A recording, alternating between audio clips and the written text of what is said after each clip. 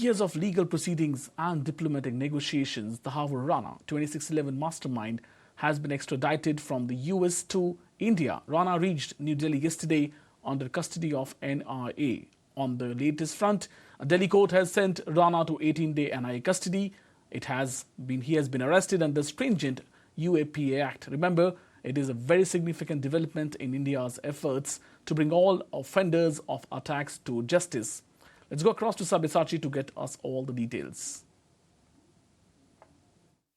That's right. See, the line of question definitely is based on the involvement of Pakistan and what equation did Tahawoor Rana shared with Headley. So these would be the important line of questioning as to who are the other people who has helped Tahawoor Rana to provide the logistics behind the Mumbai terror attack.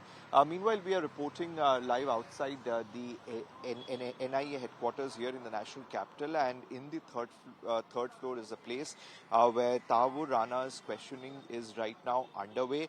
Now he has been kept in the secured cell, and around 12 of the NIA officials just have access to his cell.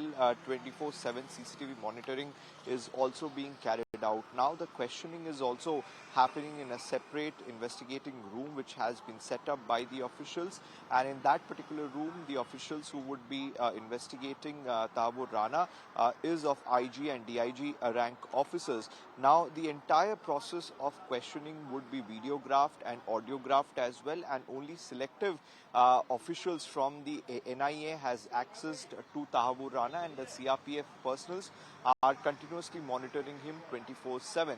So this is the update right now from the NIA headquarters here in the national capital. Meanwhile, on the other hand, the US justice system has also given a very detailed statement as to how Tahawoor Rana continuously helped Headley not only once but in several occasions, and how he helped him getting an Indian visa as well.